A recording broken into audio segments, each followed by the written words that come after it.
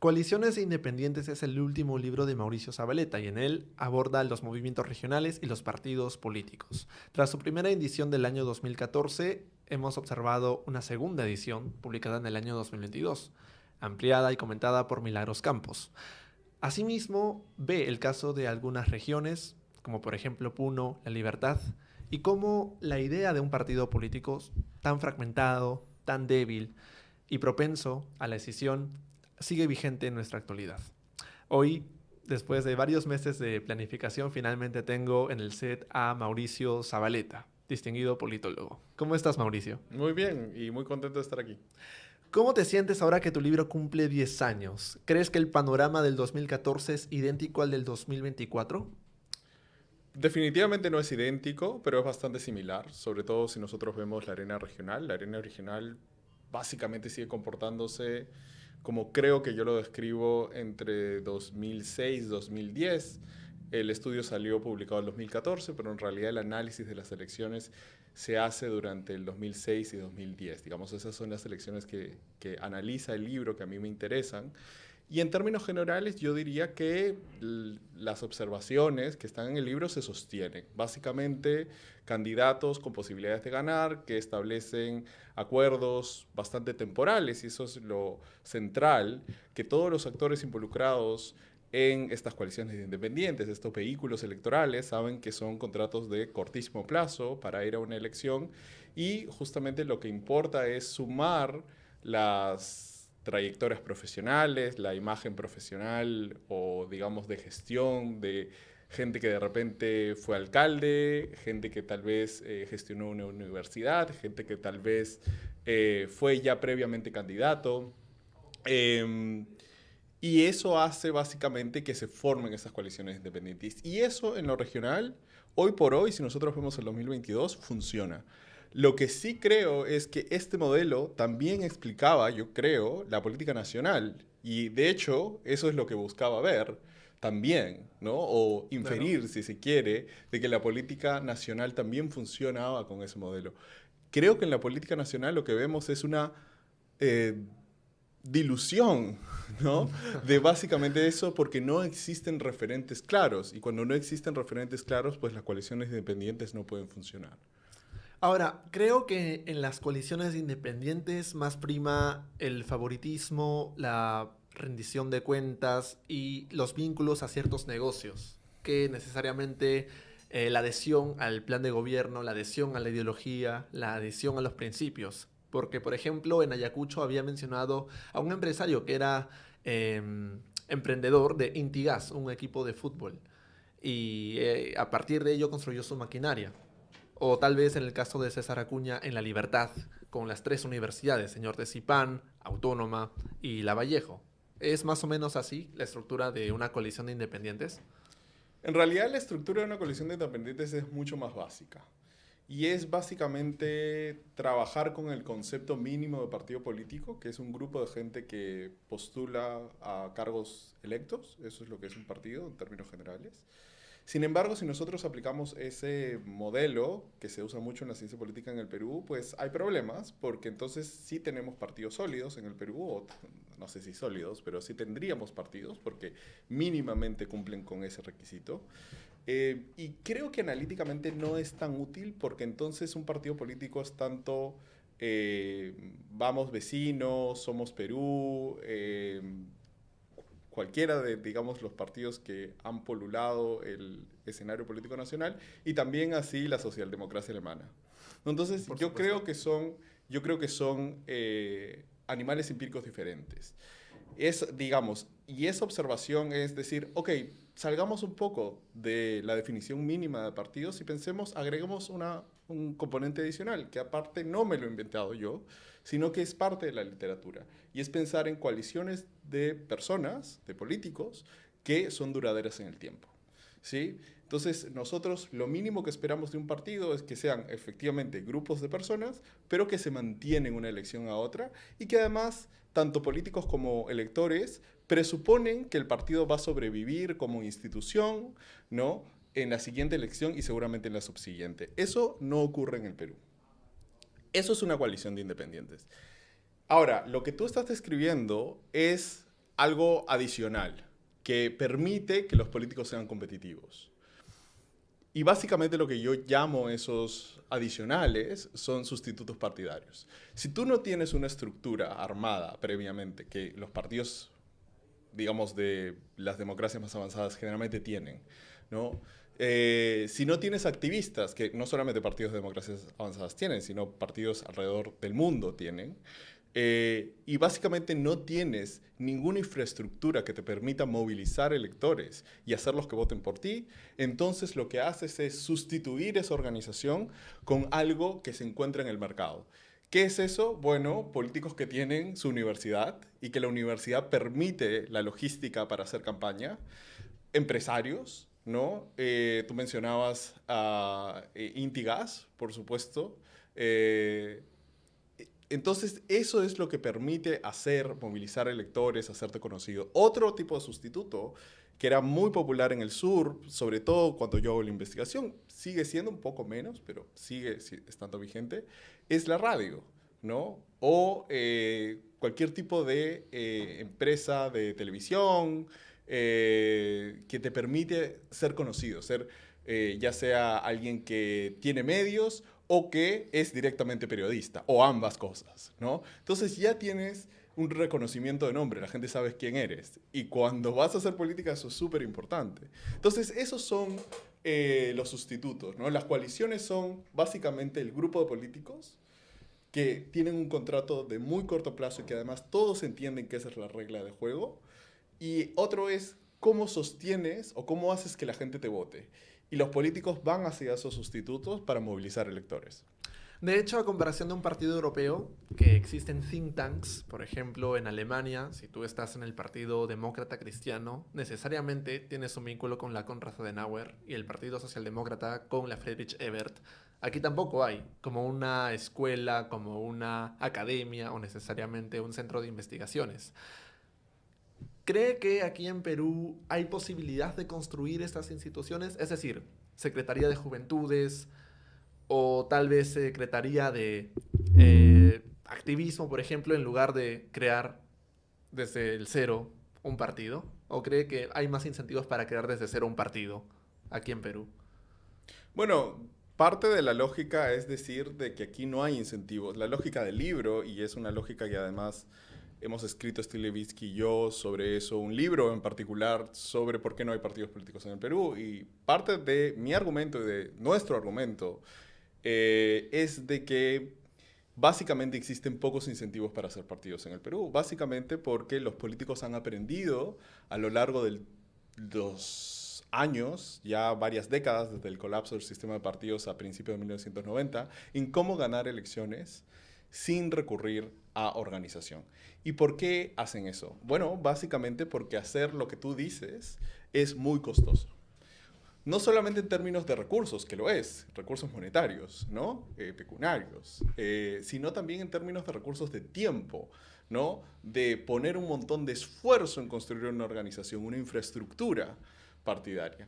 En realidad es mucho más fácil si es que yo, por ejemplo, si tengo mi radio o tú que tienes tu podcast, ¿no? Comienzas a hacerte conocido básicamente de esa manera y mucha gente te sigue y crees que puedes lanzar una candidatura exitosa.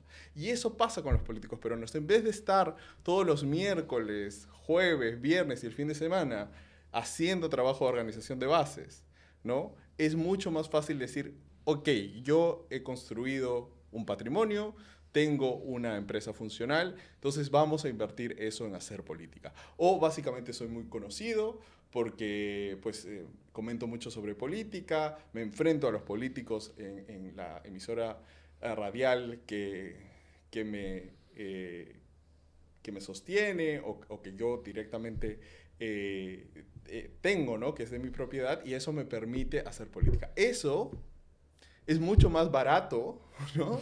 Hasta personalista, porque tú mismo te puedes poner en el set como director, como el buen empresario, al dar diferentes dádivas. Es absolutamente personalista y eso lo hace justamente mucho más barato. En términos de qué es, cuando yo me refiero a barato, lo que digo es que es mucho más fácil de hacer.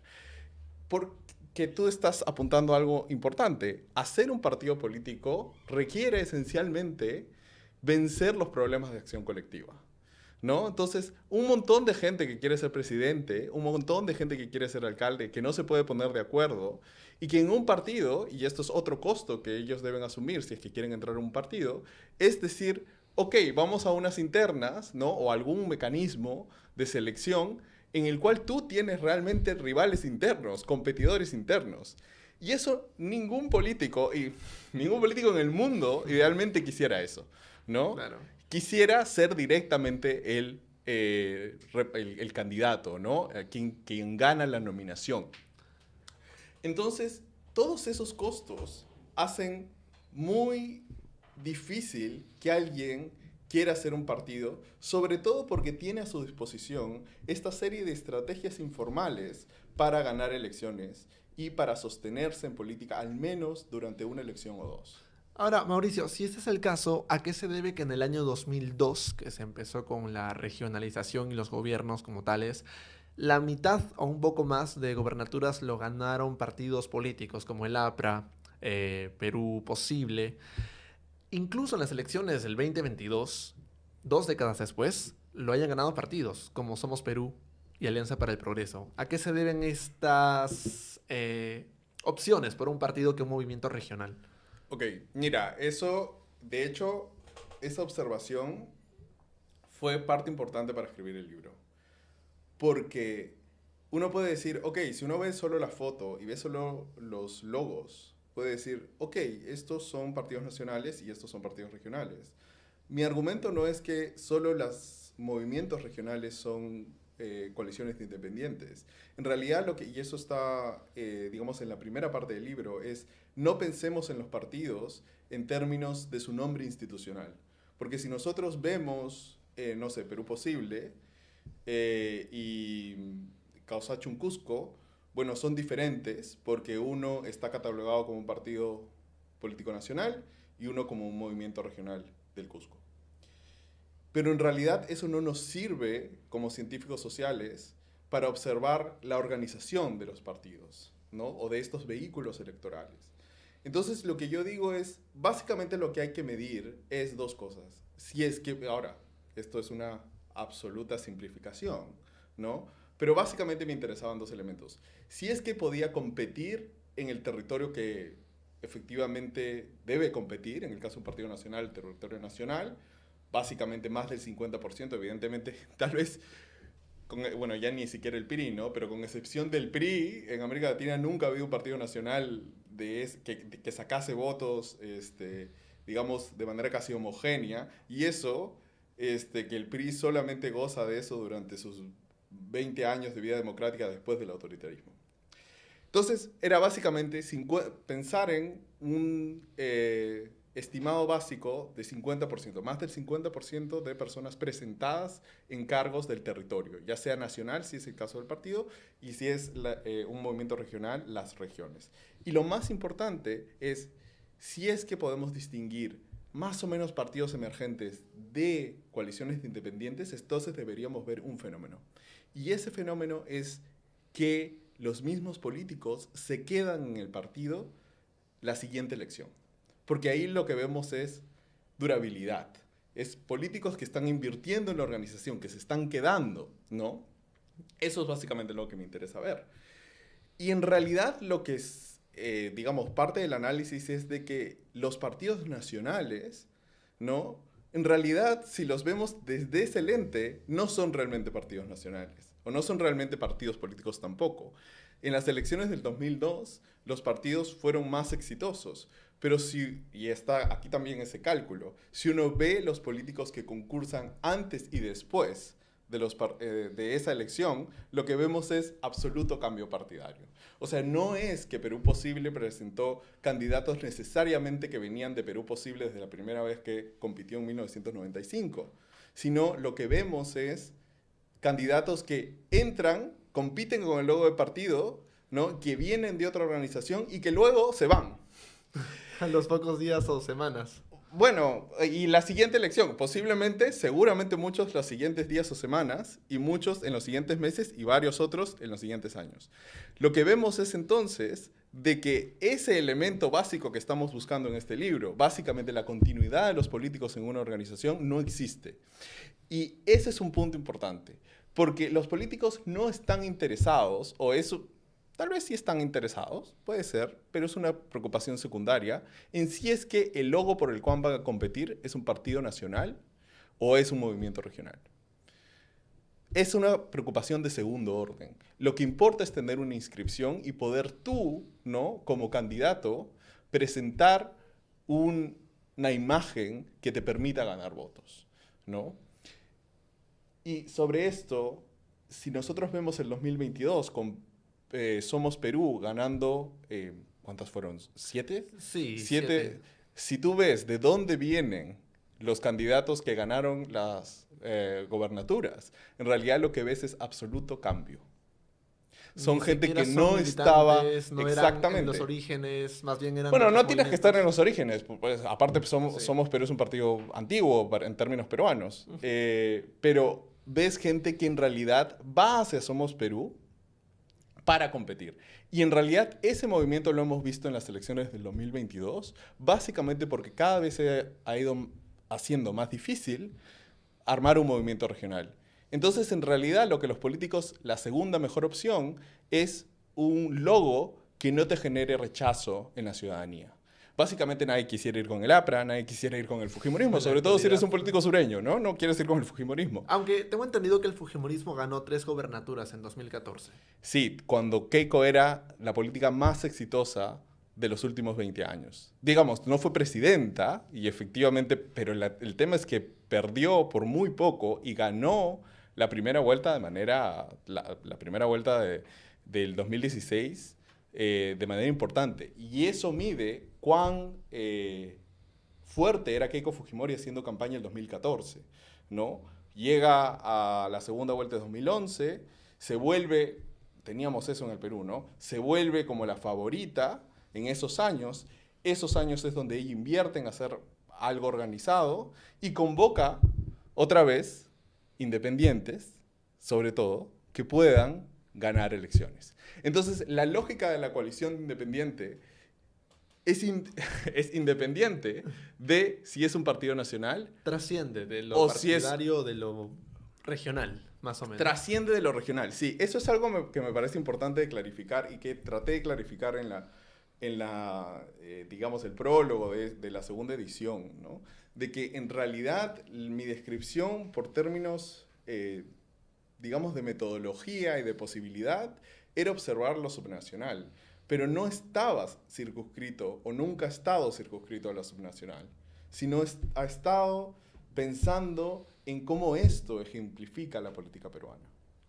A mí me preocupa mucho que en los últimos años hayamos visto movimientos de diferentes políticos hacia nuevos partidos o hacia nuevos emprendimientos personales. Por ejemplo, Héctor Becerril, el distinguido congresista de Fuerza Popular, se pasó a las filas de Acuña. Paz de la Barra, el alcalde o el exalcalde de La Molina, empezó con Acción Popular, a los siguientes días renunció y formó su partido Fe en el Perú. Este es el modus operandi, ¿no? Es decir, postulas, renuncias y creas uno nuevo. Así se resume nuestra política partidaria. Bueno, gran parte sí, ¿no? Y digamos, no es por tratar de sobrevender el libro, pero esto también es una teoría sobre el cambio partidario. Permite tener una explicación de por qué los políticos hacen lo que tú estás diciendo que hacen, que efectivamente es cierto. Y es, bueno, aquí no quiero sonar yo como que estoy en contra de los políticos peruanos. Entiendo que eso no es popular de decir. Pero a lo que voy es que podemos entenderlos como criaturas que actúan así porque tienen intereses específicos y ambiciones. Eso no está necesariamente mal, per se, ¿no? Entonces, si tú tienes ambición política, quieres llegar a ser alcalde, quieres llegar a ser congresista, quieres llegar a ser presidente, eso por sí mismo no está errado, ¿no? Y en realidad, si nosotros nos quedamos solamente en ese ámbito y vemos que en realidad los partidos donde uno entra, ¿no?, a participar en política se disuelven o tienen mala suerte y terminan perdiendo la inscripción. Con mala suerte me refiero a algo mucho más sistémico. Tal vez no era la conjunción de palabras adecuada. Me refiero a Perú Posible, incluso el APRA, el Partido Nacionalista. Bueno, vamos a ver el futuro de Perú Libre, PPK. Todos esos partidos, que fueron partidos de gobierno nacional, dejaron de existir en su momento. Ahora, el APRA creo que se ha vuelto a inscribir, ¿no? Pero dejaron de participar en política. Básicamente porque en el Perú, asumir el gobierno te come. Es muy costoso. Se ha vuelto muy costoso a los ojos de la ciudadanía. Entonces, ponte... Tú, que eres alguien ambicioso, tienes más o menos 30 años, quieres hacer política y te inscribes en Perú Posible. Perú Posible se disuelve, ¿no? Básicamente porque pierde popularidad, porque sabemos lo que pasó con Alejandro Toledo, etc. ¿Qué haces tú? ¿Te quedas en Perú Posible hasta la muerte? Pues no, ¿verdad? Si quieres seguir haciendo política, te vas a otro partido. Eso es lo que hizo Carlos Brus. Empezó en Perú Posible, se fue a Peruanos por el Cambio, Avanza País y ahora Somos Perú para las elecciones de Lima del 2026. Bueno, efectivamente, y eso es mi punto. Son políticos ambiciosos que quieren seguir una carrera política, que tienen que saltar de partido en partido. A esto suena un poco como una defensa de los políticos en el Perú. Bueno, y en parte lo es. Pero no es con el fin de decir que la política peruana es buena. Digamos, ahí estoy completamente de acuerdo con que es una miasma actualmente. Pero es importante entender cuál es la lógica detrás de los políticos y por qué están actuando de esa manera. Sí. Y además, otra cosa que sucede es de que básicamente las reglas del juego son esas. Y otra vez, es la forma en la cual los políticos han operado desde 1990 en adelante. Y es la forma en la cual el sistema, digamos, te fuerza a jugar. Si tú dices, voy a jugar en este mismo equipo toda mi trayectoria, lo más probable es que tu trayectoria acabe rápido y básicamente sin ningún tipo de logro. Más allá de que vaya a decir que los políticos peruanos logran algo efectivamente, creo que no. Pero lo que sí sabemos es que si es que alguien juega bajo unas reglas que no son las peruanas, que son tal vez las democracias un poco más avanzadas o democracias un poco más consolidadas, incluso en América Latina, pues lo más probable es que su carrera termine muy pronto. El Congreso en el año 2015 vio el panorama y dijo, perfecto, eliminemos la reelección inmediata, para que así se renueven los cuadros. Después, en el 2018, dijeron, perfecto, demos financiamiento público para evitar que las empresas intervengan. Y así, sin querer, dieron soluciones hasta la solución actual, que es eliminar por completo los movimientos regionales. Mauricio, ¿crees que el remedio fue peor que la enfermedad ante estos cambios para incentivar la institucionalidad? Sí, bueno, yo aquí, yo tengo las ideas de reforma en realidad más impopulares del mundo en general. Yo creo que fue un error y creo que en general, y aquí yo creo que existe un consenso, al menos en la ciencia política, de que la reelección es positiva porque es un mecanismo de control, ¿no? Básicamente, si nosotros partimos de la premisa... Ahora, esa premisa en el Perú, después de lo que hemos visto en este Congreso, puede cambiar. Porque tal vez los intereses de las personas que están en el Congreso no sea la política per se, sino sea otro, ¿no? Pero si nosotros tenemos a alguien que básicamente su interés principal es la política y tiene ambición política y quiere estar en cargos de elección popular, ¿no? Quiere ser congresista, quiere ser alcalde, entenderíamos que quiere serlo de manera más o menos prolongada. Entonces su interés es quedarse en el cargo. La forma en la cual los electores podemos ejercer, ¿no?, control sobre los políticos es decirle cada 5 o cada 4 años, mira, ¿qué es lo que has hecho? Muéstrame qué es lo que has hecho. He estado observando, ¿no? A ver, sabemos que esa teoría tiene limitaciones, pero básicamente, en el vacío, hemos estado observando tu gestión, hemos estado observando lo que has hecho, defiende tu gestión ahora y nosotros evaluaremos si nosotros vamos a renovar nuestra confianza o en realidad te la vamos a retirar. Básicamente eso Es decir, ¿te vamos a reelegir o no te vamos a reelegir? Entonces, cuando tú tienes eso, esa posibilidad de decirle al político, estás haciendo bien tu trabajo o estás haciendo mal tu trabajo, ¿no? Tú tienes cierta presión, ejerces cierto elemento de control sobre tu agente, porque los políticos son los agentes de los electores, ¿no? Pero cuando tú dices, no, ¿sabes qué? Solamente 5 años, y de ahí, bueno, de repente anda, hacer lo que tú quieras, tu vida privada, de repente después de 5 años puedes postular, después de 4 años puedes postular. En realidad, los incentivos o ese control que tú tienes a través de la reelección inmediata se pierde. Abdicamos a ese control y eso es absolutamente peligroso, ¿no? Y en realidad lo que vemos, y obviamente no es la única, digamos, causante de este Congreso, pero, digamos, es algo que surge, ¿no?, de la intención de castigar a todos los políticos, de quitar la reelección, y lo que tenemos es que hay un proceso de Cortoplacismo. de cortoplacismo, efectivamente, porque hay además un proceso de autoselección, ¿no? ¿Quién que realmente quieres, digamos, a ver, otra vez con esta persona de 30 años, ya no lo pongamos a principios de los 2000 con Perú posible, sino lo pongamos ahora, ¿no? ¿Qué persona con 30 años que tiene ambición política, que seguramente está haciendo una carrera más o menos cómoda, digamos, acabó la universidad, etcétera, le está yendo bien, ¿no?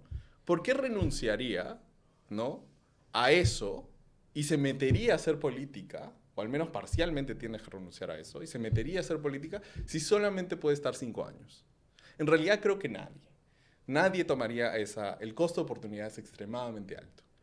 En realidad, lo que a mí me parece es que si tú dices, ok, solamente 5 años y de ahí, además, yo hice un cálculo, no está en este libro, lo hice en una presentación para CIES, de cuánta gente volvía a hacer política luego de pasar por el Congreso. Y más del 85% no vuelve a hacer política, ningún otro tipo de cargo. Por más de que intente, digamos, serlo, digamos, ser autoridad nuevamente, la mayoría no lo es, ¿no? Entonces, además, los políticos saben eso, que el Congreso es y ahora estamos hablando específicamente del Congreso, es una trituradora de reputación personal. Entonces, en realidad, si tienes ese escenario, a mí me parece que las únicas personas que pueden asumir el costo de hacer eso es gente que quiere ingresar para, básicamente, hacer negocios momentáneamente y luego retirarse, por supuesto, de la vida privada. Y esos son los incentivos que lamentablemente generamos con la no reelección. Ahora, no es una panacea, por supuesto que no lo es, pero al menos permite tener a nosotros, los electores, cierto nivel de control sobre los políticos. Ahora, ¿qué hay en el caso de Wilfredo Scorima? Porque él estuvo 12 años en el gobierno regional, o tal vez el caso de 2 hermanos alcaldes de Villa María del Triunfo, de Villa El Salvador, se me fueron sus nombres, que se reelegían una y otra vez y no tenían, al parecer, filtro cada 4 años. Es decir, debe haber una reelección sin límite, con límite. ¿Cuál debería ser la reforma ideal en ese escenario? Bueno, la reforma ideal no la sé. Y efectivamente es cierto lo que tú dices. Y por eso lo decía, no es una panacea y no es infalible. Pero, mira, pongamos un caso tal vez un poco más conocido, como el de Pepe Luna, ¿no? En el Congreso. Sí, el congresista, su hijo fue congresista el Congreso pasado, ha estado en el Congreso más de 20 años, ¿no? ¿Es un buen congresista, es una buena autoridad? Yo diría que no. Al menos, desde mi evaluación, creo que él está haciendo negocios en el Congreso y que es abierto, además. Y esa persona está ahí porque existe la reelección, ¿sí? Y efectivamente creo que hay congresistas que pueden, porque básicamente tienen una red de clientela, ¿no?, que pueden permanecer en el cargo independientemente del mecanismo de control que sería la reelección, porque tienen un grupo de gente, digamos, fiel, que responde a ciertas redes, etcétera, ¿verdad? ¿Sabes cuál es el problema, creo yo? Que si es que no tenemos reelección, igual Luna va a volver cada 5 años, ¿no? Que igual va a operar con, digamos, proxies de él, como su hijo, ¿no? O como congresistas allegados que son de extrema confianza, ¿no? Que le permiten mantener el control de lo que le interesa. Pero ¿sabes qué es lo que pasa además? Que lamentablemente cuando perdemos la posibilidad de reelección, entonces aquella persona que en realidad no tiene tantos recursos, mira, hay tal vez 5 congresistas buenos en este Congreso. Independientemente, yo puedo pensar en algunas personas de derecha y algunas personas de izquierda, que creo que son buenos representantes. Esas personas en general diría que no tienen los recursos de Pepe Luna. Y lo que estamos haciendo es diciéndoles, después de 5 años, ¿saben qué, señores? Váyanse de su casa. Y no permitimos que aquellos que están haciendo bien su trabajo se puedan quedar. Entonces, sí, efectivamente, la reelección puede, digamos, sostener este tipo de políticos negativos, pero al no tenerla, lo que no podemos hacer nosotros es premiar a aquellos que están haciendo un buen trabajo de representación. Y eso me parece que es perjudicial en general para la democracia en el Perú. Bueno, ahora, digamos, entre las cosas buenas del Congreso es que han cambiado eso, ¿no? Sí, algunas modificaciones, o más específicamente 56 artículos, ¿no? Que han alterado para regresar a la bicameralidad y agregar algunas modificaciones. Muy bien, en coaliciones independientes usted habla de un movimiento, el movimiento Raíces, y le ha puesto énfasis a este movimiento porque dice que los allegados que ganaban las alcaldías municipales, provinciales, creaban esta red, ¿no? Esta red clientelar. Si eliminamos los movimientos regionales, argumentan los congresistas, esto va a desaparecer. ¿Qué tan cierto es de que eliminando los movimientos regionales van a desaparecer esas prácticas? Bueno, en realidad me parece que es, digamos, es una forma de discutir otra vez el tema sobre la diferencia entre los partidos nacionales y regionales. En realidad yo lo que diría es que, bueno, la política en general peruana funciona más o menos como ha sido descrito aquí, y que eso es independiente de si es que tiene el membrete partido nacional o movimiento regional. Entonces lo que vamos a ver es en realidad más incentivos, por supuesto, de que personas que quieren ser candidatos, bueno, que si quieren ser candidatos y que quieren ser autoridad, van a participar en partidos nacionales, pero esos partidos nacionales, digamos, carecen de infraestructura en las regiones y por lo tanto se va a sostener en las redes y en las prácticas informales que esos políticos conocen y reproducen, y que además, otra vez, voy a parecer un disco rayado, ¿no? De que otra vez es algo que no solamente vemos en las regiones, sino que también vemos en la política nacional. Quería decir algo más. Esta lógica la vemos también en las elecciones al Congreso. ¿A qué me refiero con eso? Con Paulo Vilca tenemos, de hecho, un artículo sobre eso.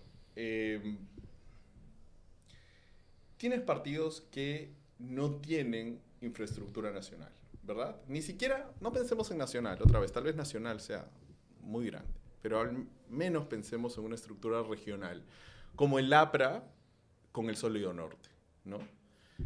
No tenemos eso, ¿no? Pero sin embargo, por ley, los partidos tienen que presentar 26 listas al Congreso, ¿no? En todo el territorio nacional. ¿Cómo hacen eso? Bueno, tercerizando. Entonces, lo que tú tienes es políticos regionales, ¿no? Que quieren ser congresistas, ¿no? Personas con recursos que quieren ser congresistas y que han logrado, o digamos así funcionaba hasta la elección del 2021, que han logrado tener un cupo, ¿no? Están en la lista del Congreso y que porque tienen el incentivo del voto preferencial van a hacer campaña en sus regiones con su número.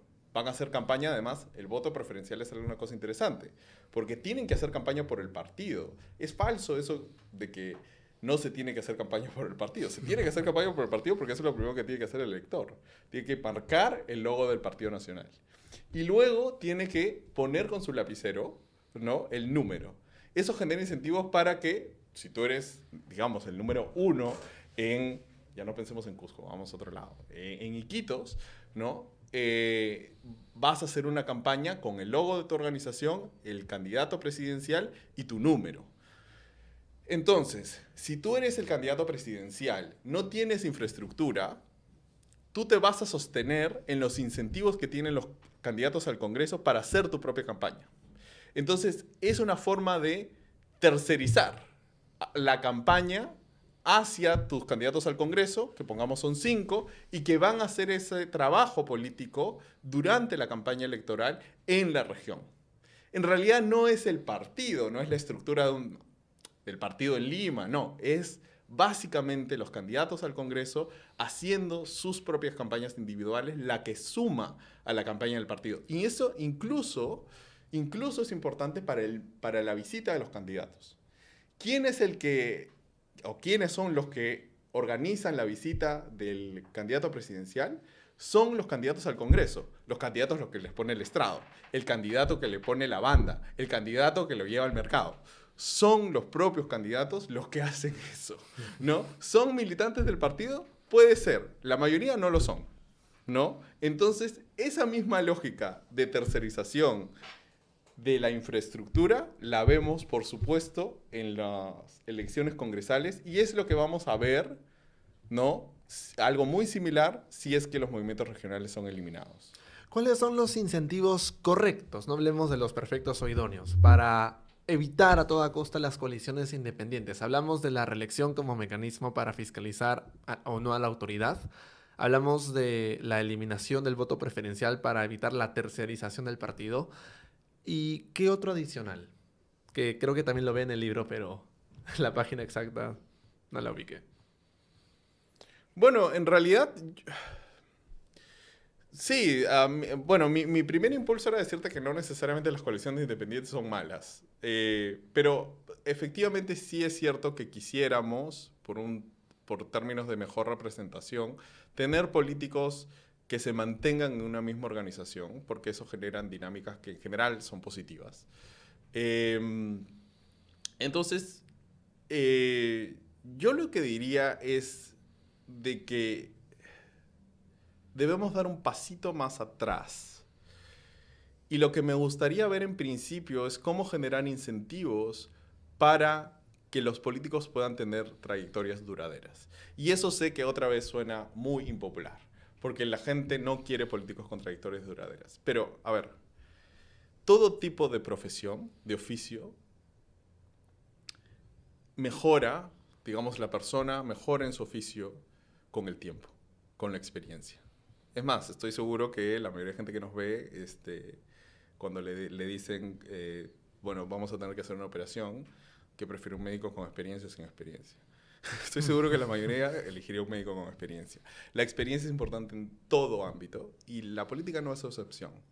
La política tú requieres gente con experiencia que sepa tomar acuerdos, que entienda sobre la gestión pública, que haya pasado por los procesos engorrosísimos de la burocracia peruana, ¿no? Necesitas ese tipo de gente, ¿no? Y que además tenga que responder a sus electores. Muy bien.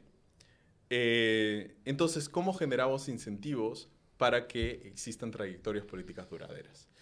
Yo lo que diría es de que una de las cosas es que haya reelección. Y otra vez, vamos a tener Pepe Luna, vamos a tener Rofilio Neira, ¿no? Seguramente, digamos, combatir eso es muy difícil. Pero también vamos a tener otras personas, yo no quiero dar nombres aquí, pero personas que tienen interés en lo público. Ya, mira, a mí ya no me interesa si sea de izquierda, derecha, centro, en fin. Pero que tiene cierto interés en lo público, cierto interés en cosas sustantivas y que quiere hacer política, ¿no? Y tiene ambiciones. Y tenemos que hacer que esa gente, primero, quiera ingresar y segundo, se pueda mantener, ya sea como alcalde o como congresista. Entonces, uno es, primero, reelección.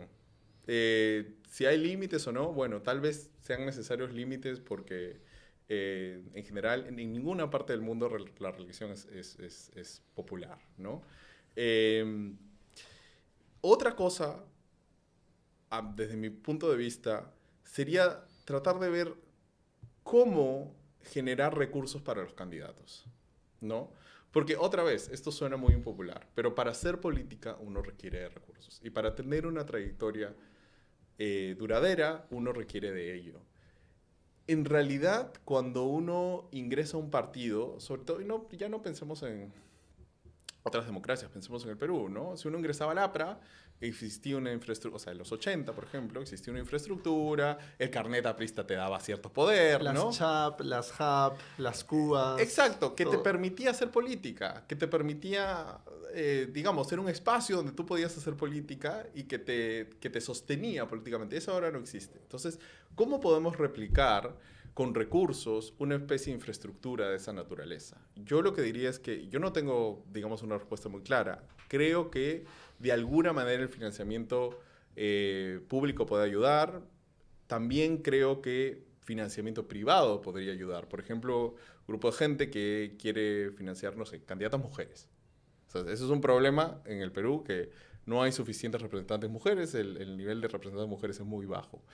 Entonces, puede ser un grupo de gente que tiene una fundación. Ahora, esto no existe legalmente, tendrías que cambiar muchas cosas, pero estamos hablando, digamos, en el mundo de las ideas nada es imposible. Entonces, un grupo de gente que hace una fundación que su propósito es auspiciar candidatas mujeres, ya sea de izquierda, derecha, o bueno, si quieren que sea de derecha, si quieren que sea de izquierda, no sé, ya es una cosa privada. Pero auspician candidatas mujeres que tengan ciertas características. Y entonces seleccionan ciertas personas y invierten en sus candidaturas. En vez de que, lo que pasa ahora en el Perú, uno se autogestiona su campaña hasta que de repente es viable y alguien te viene a tocar la puerta, ¿no? Por ejemplo, si eres alcalde o candidato a alcalde, sobre todo en un municipio urbano, quien te va a tocar la puerta sí o sí las últimas 2 semanas son las constructoras, ¿no? Inmobiliarias, supongo, sobre todo. Sí, bueno, diferentes tipos de empresas inmobiliarias, constructoras, digamos, vinculadas al mundo de la construcción, Claro. ¿no? Y solo antes de la siguiente pregunta, yo no necesariamente estoy en contra del voto preferencial. Cuando hablaba del voto preferencial, trataba de entender cuáles son los incentivos que tienen los políticos en el nivel local cuando están en elecciones nacionales, ¿no? Porque en las circunscripciones son coincidentes con nuestras regiones y por lo tanto es una elección completamente regionalizada. Y efectivamente la existencia del voto preferencial genera el incentivo de hacer campaña por tu número. Pero no necesariamente creo que eso es malo. De hecho, sin duda creo que el análisis de decir de que es una lucha fratricida entre la gente del partido me parece que, digamos, tal vez funcionaba en los 80, pero ahora, digamos fratricida, tienes que ser hermano primero para que haya, digamos, una intención fratricida. En realidad, lo que sucede aquí, si nosotros observamos realmente lo que pasa, es que son personas que no tienen una vinculación previa, entonces en realidad el voto preferencial no está arruinando nada en sí mismo, desde mi punto de vista. Ujú. Y otra cosa importante, cuando nosotros decimos queremos listas cerradas y bloqueadas, que eso es lo que se ha dicho que es lo positivo, lo que sería lo positivo, lo que estamos diciendo es confiamos completamente en las élites del partido, ¿no? Porque ahí es quien decide el orden, son las élites del partido y el elector no tiene manera de alterar ese orden.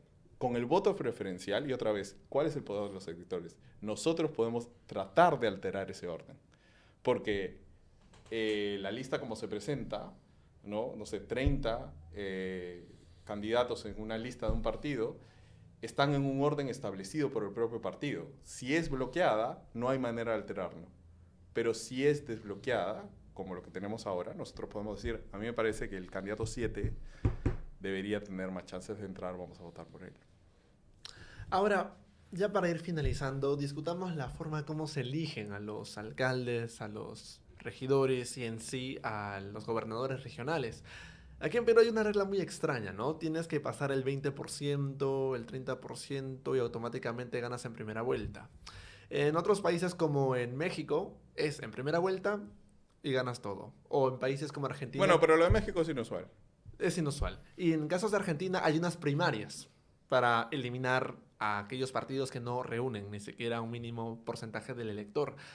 ¿Cree que también el diseño, cómo nosotros elegimos a estos alcaldes y gobernadores, incentiva estas prácticas perversas? Porque, por ejemplo, en primera vuelta uno puede decir, como solo tengo un intento, voy a agrupar a todos quienes se asemejen a mí. O en las primarias uno dice, como vamos a tener un filtro, hay que asegurarnos de pasar esa valla. Mira, bueno, no necesariamente. Por supuesto, a ver, hay muchas diferencias en términos de nivel, ¿no? Entonces, en el nivel nacional, lo que nosotros tenemos es, bueno, nosotros evidentemente somos un presidencialismo y elegimos el Congreso por representación proporcional. Entonces, ya por definición, representación proporcional está hablando de un Congreso diverso, ¿no? Y eso es en realidad, yo diría que en términos generales positivo y además es hacia donde el mundo se ha movido. Las nuevas democracias generalmente han adoptado representación proporcional, ¿no? Porque evidentemente si tú tienes representación mayoritaria, pues en realidad tienes menos diversidad, ¿no? Menos representación en el Congreso. En general, esa es la expectativa, ¿no? Entonces, el Perú, digamos, está en la tendencia global de los últimos 50 años de ir hacia sistemas mucho más proporcionales. Eso evidentemente genera cierto nivel de fragmentación, pero no vemos en otros países el nivel de fragmentación peruana o el nivel de volatilidad peruana. Entonces, eso nos diría o, digamos, sugeriría que no necesariamente el problema central es en nuestro diseño institucional a nivel nacional. Veamos el nivel subnacional. Efectivamente, como tú dices, existe una segunda vuelta en el nivel regional, pero incluso veamos más abajo. En el nivel municipal, ya tanto sea provincial o distrital, tú tienes y esta regla sí es peculiar, tú eliges al consejo, en realidad, en términos generales es representación proporcional, ¿no? Porque gente de diferentes partidos entra al consejo municipal, pero en realidad la lista es encabezada por el alcalde, la gente en realidad vota por el alcalde, básicamente, ¿no? Y tienes además un premio de la mayoría. Es decir, el alcalde recibe automáticamente el 50% del consejo. Y puede incrementar dependiendo de la alocación proporcional que sigue el resto de la lista, ¿no?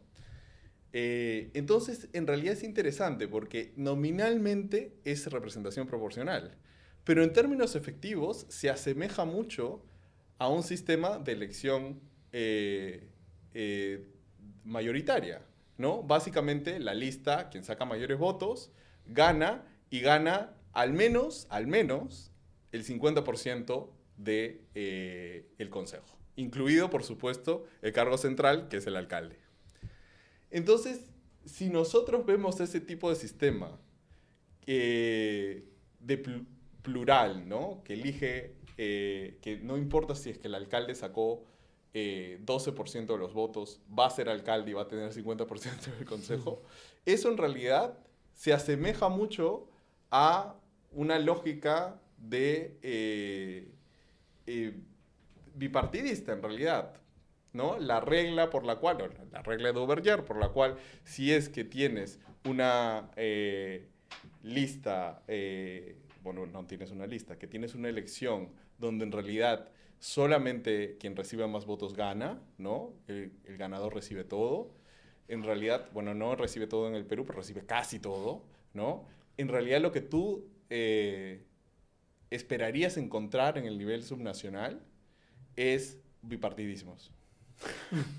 ¿No? ¿Por qué? Bueno, básicamente por dos cosas. Una es porque los políticos tienen más incentivos para coordinar entre ellos, porque saben que si postulan, no sé, pues 10 listas, se va a diluir el voto, ¿no? Y en realidad, si es que no eres muy conocido, no tienes muchas chances, ¿por qué vas a postular si al final no vas a ganar nada? ¿Verdad? Esa es básicamente la lógica. Y los electores piensan de la misma manera, ¿no? ¿Por qué sistemas mayoritarios o generan bipartidismos en el nivel local al menos? Bueno, básicamente porque los electores dicen, bueno, me gusta el candidato, no sé, un candidato, posible candidato, pero en realidad no tiene muchas chances. Mejor voy a no desperdiciar mi voto y voy a votar por el candidato B, porque no quiero que gane el candidato A o me gusta más el candidato B, ¿no? Entonces, eso genera también una coordinación estratégica en los electores. Pues bien, esa es lógica que está recontrafianzada en ciencia política y que deberíamos esperarla, al menos a cierto nivel, en el nivel municipal en el Perú, no funciona, ¿no? En realidad, si nosotros vemos el número efectivo de partidos a nivel...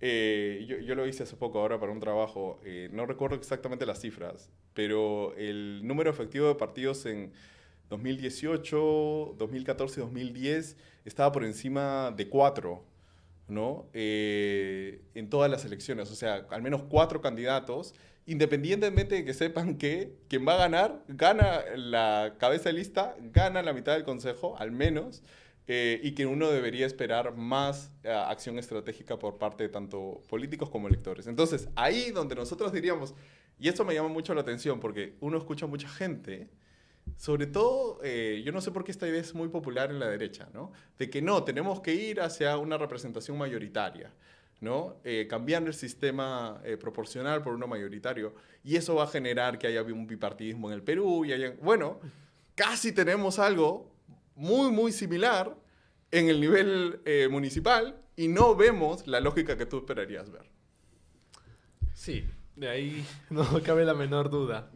Y ya para concluir con la entrevista, en el año 2026 va a ocurrir un hito que ocurre cada 2 décadas. Votaremos en las elecciones generales y en las elecciones subnacionales. La CONFIEP en su informe del año pasado dijo que deberíamos extender de 4 a 5 años las elecciones subnacionales. Y otros dicen que tenemos que equilibrar las fechas, porque uno está cada 4 años, otro cada 5 años y no hay renovación plena. ¿Cómo pronostica usted que va a ser las elecciones del 2026? ¿Idénticas a las que hemos visto en las dos últimas décadas o cree que habrá algo distinto con las actuales modificaciones que intentan hacer a última hora? A caballazo, como dirían. Bueno, en realidad, digamos, si es que agregas un año más, le quitas un año. Bueno, en general yo estoy a favor de más años, ¿no? En general me parece que hay que apostar por la estabilidad y eso genera un poco más de estabilidad. Pero sin embargo, dicho eso, me parece una preocupación secundaria. Y no entiendo por qué tendrían que ser las elecciones necesariamente concurrentes. ¿Cuál sería la lógica de que existan elecciones concurrentes? Seguramente algunas personas podrán argumentar que hay más incentivos para hacer partidos nacionales. Bueno, puede ser. Tuvimos una elección concurrente en 2006 y no vimos eso. Pero bueno, digamos, todo puede pasar. Pero digamos, de la evidencia que tenemos, no apunta a eso. De hecho, es muy, muy interesante porque Humala llega a la segunda vuelta del 2006. Son las elecciones en octubre o noviembre de ese mismo año y le va muy mal al Partido Nacionalista, ¿no? Ok. ¿Cómo van a ser las elecciones? Bueno, yo no estoy en el negocio de la predicción, pero sobre la base del análisis de los últimos años, yo diría que vamos a encontrar algo muy similar a lo que ya hemos visto antes. Y sé que eso es absolutamente desolador para mucha gente, incluida para mí, pero no veo por qué necesariamente las cosas deban de cambiar. Ahora, el Congreso ha hecho en lo electoral, porque digamos, es difícil encontrar algo positivo que haya hecho fuera de lo electoral, pero en lo electoral ha hecho algunas cosas bien y otras cosas mal. Y en general diría que esto va a sonar muy impopular, pero que eso no es eso no es una aberración en relación al resto de reformas que se han hecho en el Perú de manera sostenida en los últimos 20 años. O sea, lo que estoy diciendo es de que lo que ha hecho el Congreso ahora no necesariamente me parece necesariamente apartado o una aberración en relación al resto paquetes de reforma de los últimos años. Porque nadie sabe cómo una reforma finalmente va a operar. Nadie sabe si esa reforma va a tener los resultados deseados o en general va a generar resultados no deseados, ¿no? Entonces, en realidad lo que sabemos ahora es de que el Congreso ha reformado muchas cosas, pero no sabemos cómo eso va a operar. Dicho esto, me parece que y esto sigue siendo mi argumento en este libro, y, de que las reglas informales sobre las cuales la política peruana funciona son más fuertes que la política formal o que las reglas formales. Y esas reglas no escritas, que todo el mundo conoce, que todo el mundo sabe cómo operan, ¿no? Y que todo el mundo sabe cómo jugar bajo esas reglas, no van a cambiar. No van a cambiar en la siguiente elección, y creo que eso es lo que va a determinar de que la siguiente elección sea bastante parecida a la del 2021. Por supuesto. Mauricio, muchas gracias por el tiempo que te has dado. A fines del 24 es una agenda un poco apretada. Y un sincero agradecimiento para toda la audiencia de Política Peruana con DTR. Han sido 8 meses arduos, pero óptimos para una siguiente edición del 2025. Nos veremos el próximo año y nuevamente, Mauricio, felicidades por la segunda edición y que sigan los éxitos. No, gracias por invitarme. Un abrazo.